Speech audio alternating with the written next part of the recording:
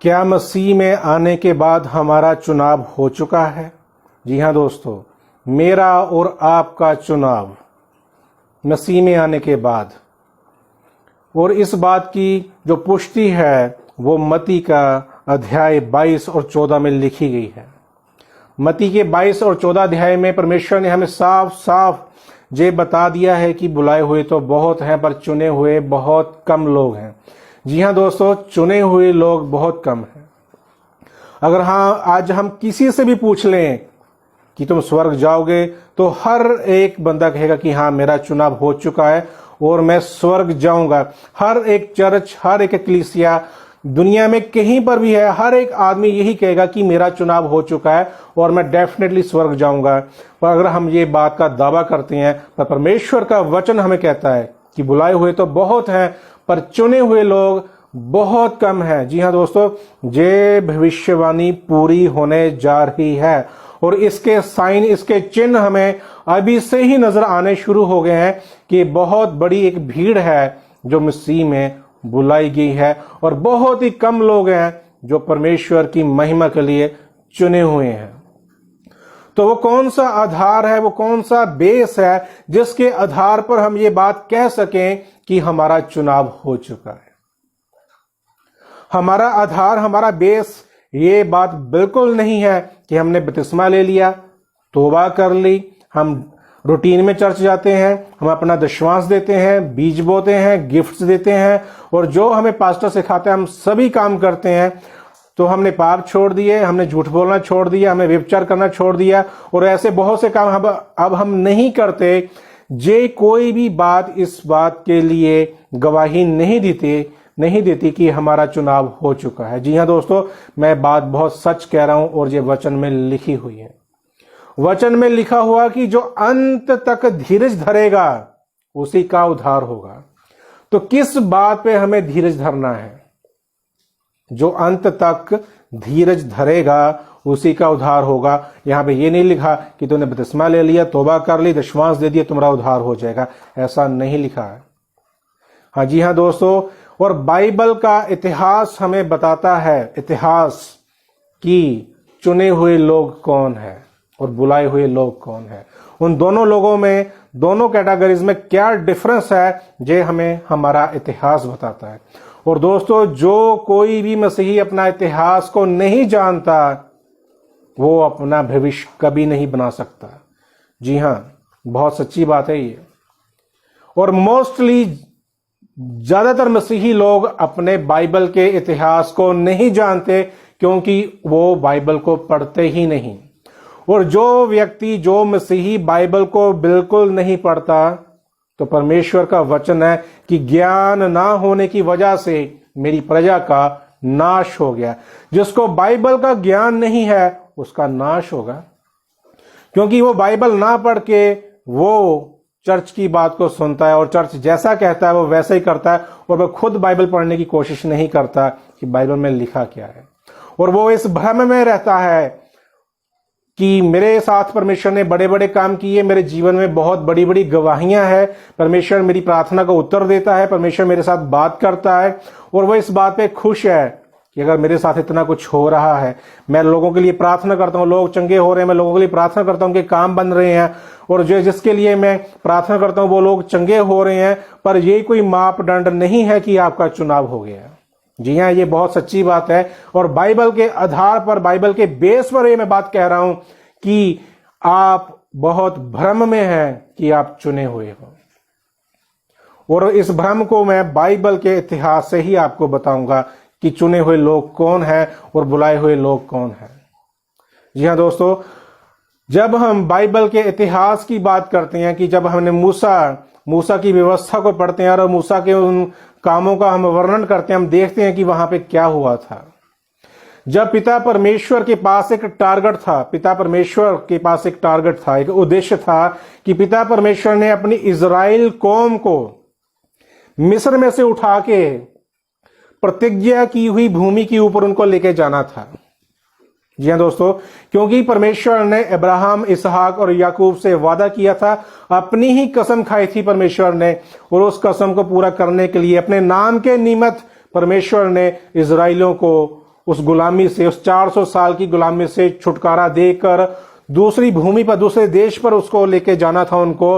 और इस कार्य के लिए परमेश्वर ने मूसा को चुना और मूसा के द्वारा परमेश्वर ने बहुत अद्भुत काम किए और मूसा के द्वारा इजराइलियों को वहां से छुड़ाया और मूसा उनको लेके चल पड़ा।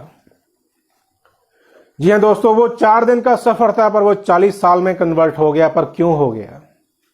क्या गुनाह किया उन्होंने? वो कौन सा ऐसा पाप किया कि जिस पाप की वजह से उन्होंने सबसे बड़ा पाप कर दिया?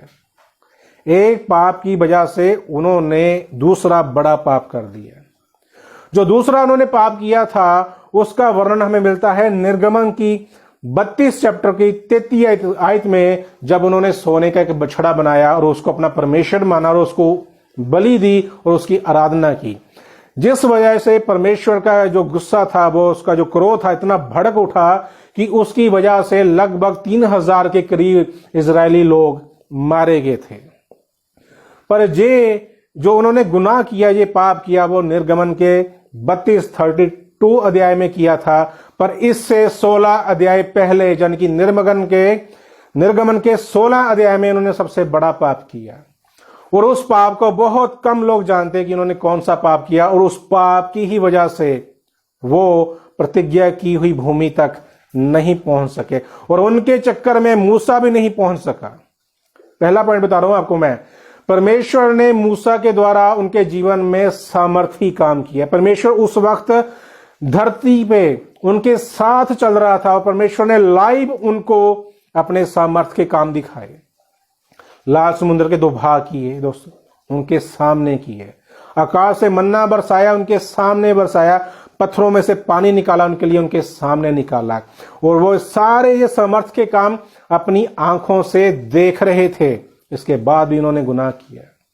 और ये सामर्थी काम मूसा के द्वारा हुए। मूसा एक ऐसा नबी है जिसके जैसा कोई दूसरा नबी नहीं हुआ। उसके बाद सारे काम परमेश्वर ने उसके द्वारा किए, पर वो भी उस प्रतिज्ञा की भूमि तक नहीं पहुंच सका। जी हां दोस्तों, अगर आज भी हमारे जीवन में परमेश्वर वो सामर्थी काम कर रहा है और हमारे द्वारा किसी दूसरे के जीवन में वो सामर्थी काम कर रहा है, तो हम भी स्वर्ग नहीं पहुंच पाएंगे। अगर हमने भी वो ही गुनाह किया जो उन्होंने किया था, तो वो गुनाह क्या था?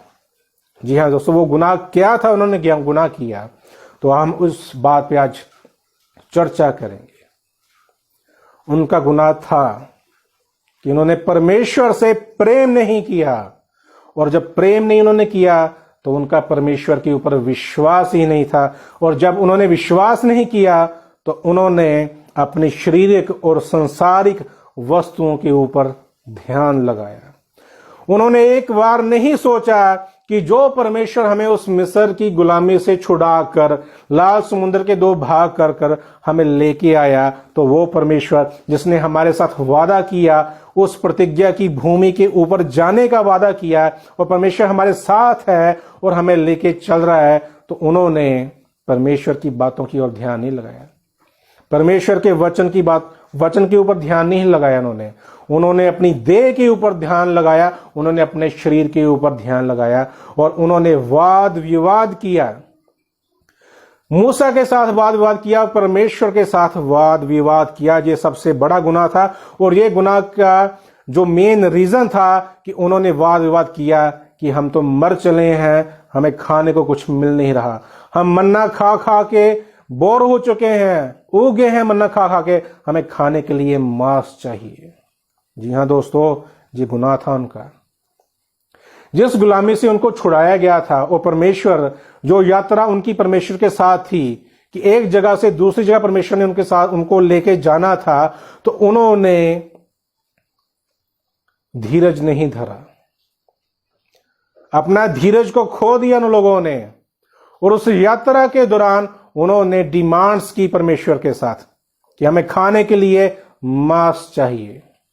उन्होंने परमेश्वर को उल्हाना दिया इस बात का कि इससे अच्छा तो हम मिस्र में थे, जहां पे हम मांस भी खाते थे, सेत मेत में मछलियां भी खाते थे, हम खीरे भी खाते थे, हम खरबूजे भी खाते थे, हम लहसुन भी खाते थे, हम प्याज भी खाते थे। जी हां दोस्तों, ये लिखा हुआ है। ये गिनती के 11 अध्याय की पहली आयत तक आप पहली आयत से आप पढ़ सकते हो कि उन्होंने कंप्लीट की। कहने का यह मतलब है कि वो इज़राइल कौम जो परमेश्वर की सामर्थ्य के ऊपर विश्वास ना कर सकी, उन्होंने बीच रास्ते में ही परमेश्वर से डिमांड्स शुरू कर दी, मांगना शुरू कर दिया, विवाद करना शुरू कर दिया, कुड़कुड़ाना शुरू कर दिया कि हाँ, प्रतिज्ञा की भूमि पर पहुंच के हमें जो मिलना है वो तो मिलेगा, बात की बात है कि हमें अभी चाहिए, हमें मांस चाहिए, हमें मछली चाहिए, हमें ये चाहिए, हमें वो चाहिए, हम तो मर चले हैं। तो इस बात के लिए परमेश्वर का बहुत बड़ा क्रोध उन पर भड़का। जी हाँ दोस्तों, परमेश्वर का बहुत बड़ा क्रोध। और गिनती के 11 अध्याय की 33 आयत में लिखा हुआ कि उस क्रोध की वजह से जब उन्हें मांस मिला तो वो खा भी नहीं पाए और एक बड़ी मार से मारे गए और उनका कब्रिस्तान बन गया वहां पे। जी हाँ दोस्तों, कंसेप्ट, मैं चाहता हूं कंसेप्ट क्लियर हो जाए।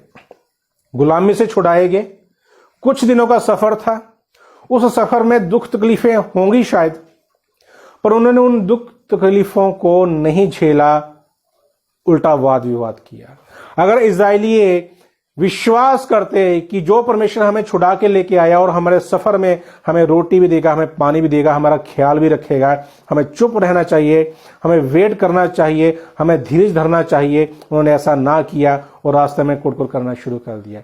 इसी वजह से जो लोग इजराइली जो मिस्र से निकले थे, वो लोग 40 साल के सफर में हर एक बंदा मर गया और उनकी नेक्स्ट जनरेशन ही वहां पे पहुंच सकी जहां पे उनको जाना था। यह था उनका सबसे बड़ा गुनाह। क्या गुनाह था? शरीर की अभिलाषा को पूरा करना, संसार की अभिलाषा को पूरा कर। उन्होंने परमेश्वर की ओर ध्यान ना लगाकर, परमेश्वर की सामर्थ्य की ओर ध्यान ना लगा, परमेश्वर की प्रतिज्ञा की ओर ध्यान ना लगाकर रास्ते में मांगना शुरू कर दिया, जिसकी वजह से वो इजराइली मारे गए, वहां पे नहीं पहुंच सके। और आज हमारा मसीही जीवन भी सेम उन इजराइलियों की तरह ही है, क्योंकि अब यीशु नासरी ने प्रतिज्ञा की है, वादा किया है हमसे स्वर्ग लेके जाने का।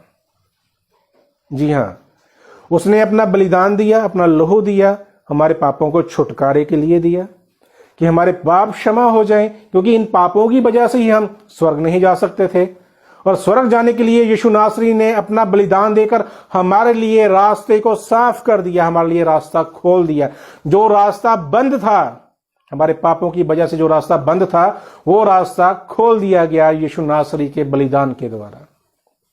पर हमारा ध्यान वहां पर नहीं है, यीशु नासरी की हुई प्रतिज्ञा पर हमारा ध्यान नहीं है। हमारा ध्यान आज भी उन इजराइलियों की तरह शरीर की अभिलाषाओं को पूरा करने के लिए और संसार की अभिलाषाओं को पूरा करने के लिए ही हमारा ध्यान है। हम परमेश्वर की प्रतिज्ञा को नहीं देख रहे।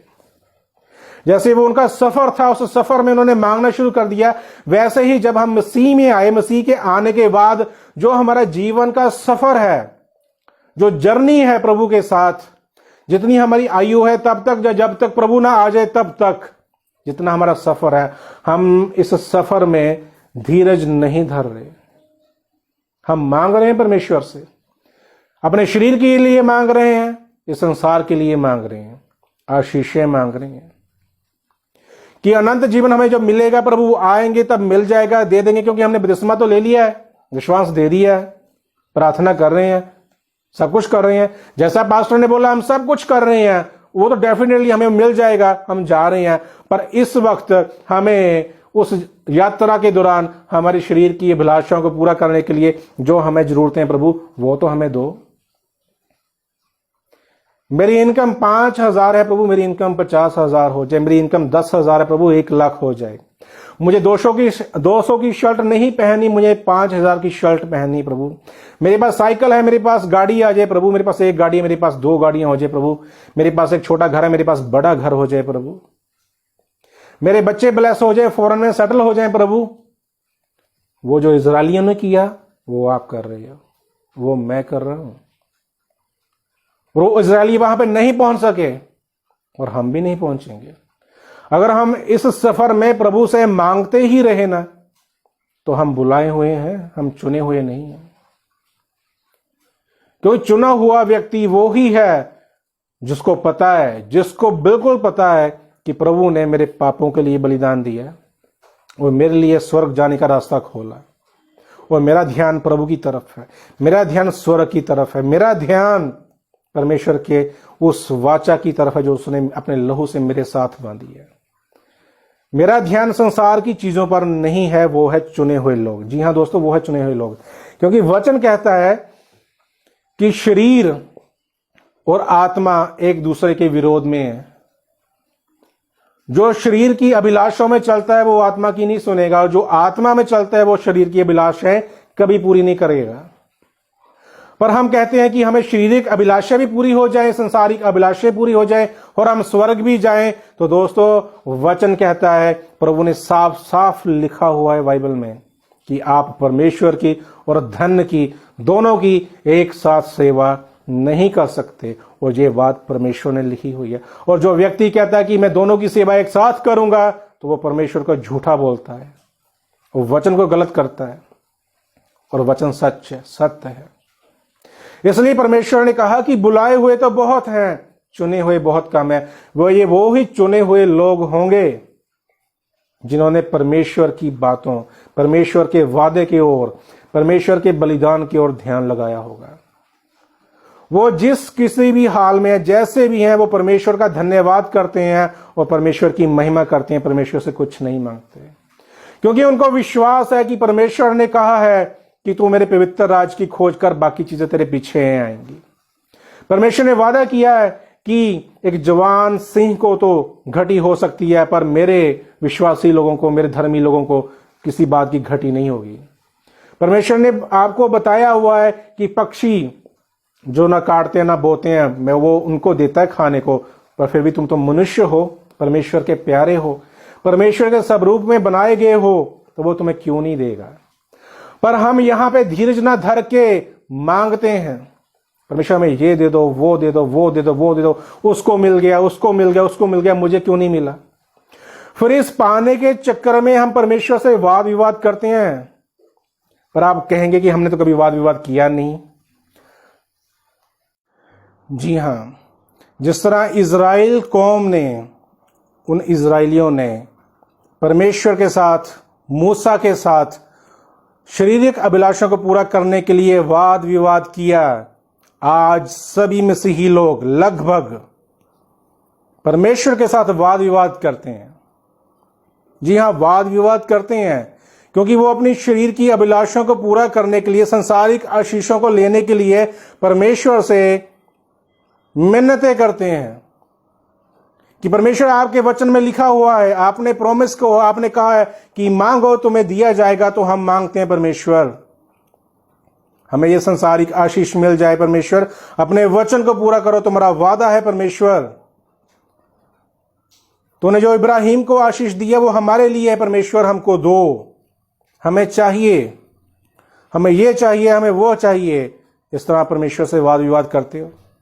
और सबसे बड़ी बात, आप 40 दिन की भूख हड़ताल करते हो, परमेश्वर को मजबूर करते हो उन चीजों को लेने के लिए, जिसको आप रोजे कहते हो। आप रोजे रखते हो, हफ्ते में 3 दिन, 4 दिन, 5 दिन, 40 दिन के रोजे रखते हो, मजबूर करते हो परमेश्वर को, परमेश्वर हमें ये मिल जाए, हमें वो मिल जाए। क्योंकि हमें सिखाया जाता है कि अगर आपकी कोई भी इच्छा है, कोई भी डिमांड है, कोई भी काम है, तो उसके लिए आप पहले परमेश्वर से विनती करो, प्रार्थना करो, उसके विषय परमेश्वर के कदमों में रखो, उसके बाद फिर आप रोजा रखो और आप भूख हड़ताल पे बैठ जाते हो और परमेश्वर को मजबूर करते हो कि वो चीज आपको मिल जाए। तो परमेश्वर को वो चीज आपको मजबूरी में देनी पड़ती है, जबकि वचन में साफ लिखा हुआ है कि पिता परमेश्वर को इन संसार की चीजों से कोई प्यार नहीं है। पिता परमेश्वर को आपसे प्रेम है, क्योंकि पिता परमेश्वर से आपका, जो आप अपने पापों की वजह से उससे अलग हो चुके, स्वर्ग से निकाले गए थे आदम के रूप में, पिता परमेश्वर चाहता है कि आप वापस आओ। वो आपसे प्रेम करता है, प्यार करता है कि वो आपको स्वर्ग लेके जाना चाहता है। पर हम बीच सफर में, उस सफर में जो यीशु नासरी के साथ है, उस सफर में हम रास्ते में चलते चलते डिमांड्स कर रहे हैं, वो डिमांड हम इसलिए कर रहे हैं कि सचमुच हमें पिता से, प्रभु से प्रेम नहीं है। और यहां पे प्रेम होता है, वहां पे मांगा नहीं जाता, क्योंकि परमेश्वर ने आपसे ऐसा प्रेम किया है कि परमेश्वर ने खुद कहा है कि मेरे धर्मी जन को, मेरे चाहने वाले को, मेरे से प्रेम करने वाले को किसी बात की घटी नहीं होगी। परमेश्वर खुद आपको देने वाला है। जैसे इजराइलियों ने मांगा, वैसे आज हम मांग रहे हैं। और जैसे वो इजराइली जो मिस्र से निकले थे, वाचा की भूमि पर, प्रतिज्ञा की भूमि पर नहीं पहुंच सके, वैसे ही हम बहुत सारे बुलाए हुए लोग जो आज भी संसार के पीछे भाग चले हैं, वो नहीं जाएंगे, वो स्वर्ग नहीं जाएंगे। वो ही जाएगा जिसका ध्यान परमेश्वर के वचन की ओर है, जिसको उस पिता परमेश्वर से, प्रभु से सच्चा प्रेम, निस्वार्थ प्रेम हो गया, जिसने उसको बलिदान को पहचान लिया, उसके लहू की कीमत को जान लिया, और जिसको ये बात समझ में आ चुकी है कि हर एक चीज व्यर्थ है जो संसार की है, वो छोड़ देता है सब चीजों को, वो जाएगा परमेश्वर के साथ, क्योंकि वो परमेश्वर की बात को सुनता है, परमेश्वर के वचन को सुनता है। जी हाँ दोस्तों, ये बहुत ही सीरियस मैटर है ये, और हमारे मसीही भाई लोगों का इसके ऊपर कोई ध्यान नहीं है। और ध्यान इसलिए नहीं है कि फर्स्ट, हम बाइबल नहीं पढ़ते, सेकंड, हम उन लोगों की बातों पर विश्वास करते हैं जो संसार की अभिलाषाओं को पूरा करने का प्रचार करते हैं, जबकि बाइबल में एक भी शब्द नहीं लिखा कि यीशु नासरी ने अपना बलिदान, अपना लहू मेरी संसारिक आशीषों के लिए दिया। नहीं लिखा हुआ। परमेश्वर ने ये लिखा हुआ कि तू मेरे पवित्र राज्य की खोज कर, जो तेरी जरूरतें हैं उसको मैं पूरा करूंगा। इसलिए प्रभु ने कहा है, जब प्रभु ने प्रार्थना करना सिखाया तो वहां पे प्रभु ने बोला कि मेरी रोज की रोटी मुझे रोज दे। जी हाँ दोस्तों, जो व्यक्ति इस प्रार्थना करता है कि परमेश्वर मेरी रोज की रोटी मुझे रोज दे, तो परमेश्वर उसको रोज उसकी रोटी देगा। वो ना भी मांगे तब भी देगा। रोटी का मतलब खाली रोटी नहीं, रोटी का मतलब ये भी है कि जो आपकी दिन भर की जरूरतें हैं, जो कुछ भी आपकी आवश्यकताएं हैं, परमेश्वर उन आवश्यकताओं को पूरा करेगा। इन संसारिक आशीषों के चक्कर में जिन लोगों को संसारिक आशीष नहीं मिली, वो लोग बैक स्टेप हो चुके हैं, बैक स्लाइड हो चुके हैं, मसीहियत को छोड़ चुके हैं। और इतना बुरा हाल है कि वो तो लोग बुरा कहते हैं, विरोध करते हैं, क्योंकि उन लोगों को उद्धार के बारे में बताया ही नहीं गया।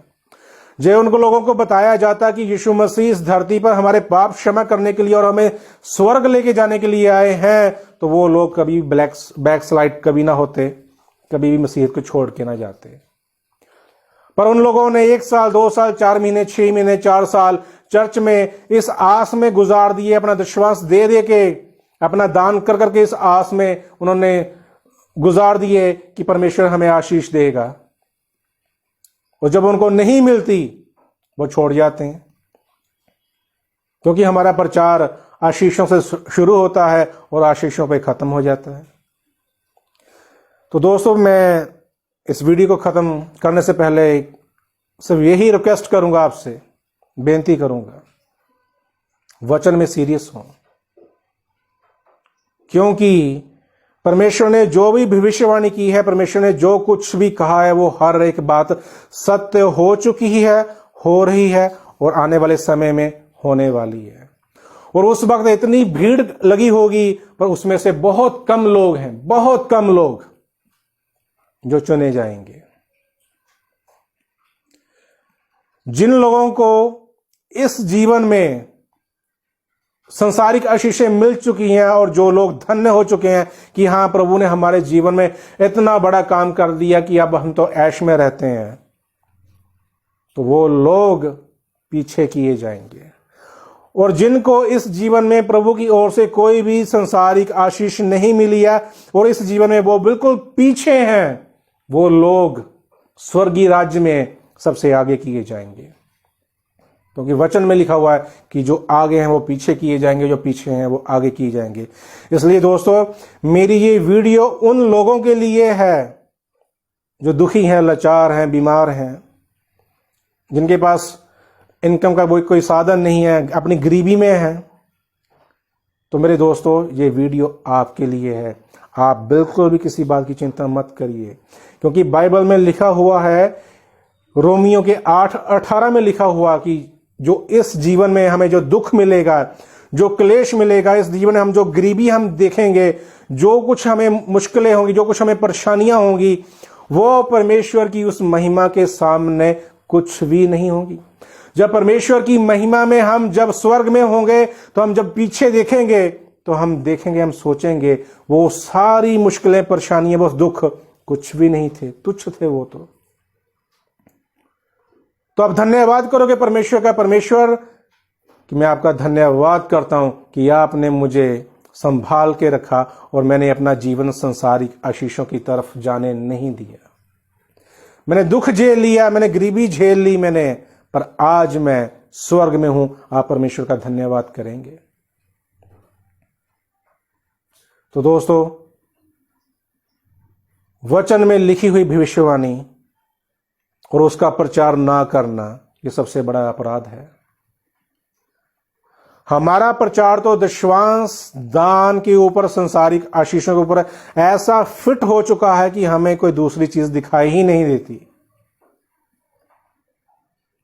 पर परमेश्वर आपसे कहना चाहता है,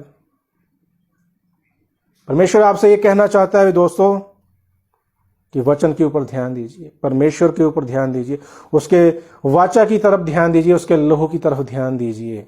छोड़ दीजिए जो कि संसार की अभिलाषों के पीछे भागेगा, वो परमेश्वर को ना कभी जानेगा ना जान सकेगा। तो दोस्तों, हम नेक्स्ट टॉपिक के साथ अगली बातचीत हम नेक्स्ट वीडियो में करेंगे। तब तक के लिए जय मसीह की, प्रेज द लॉर्ड।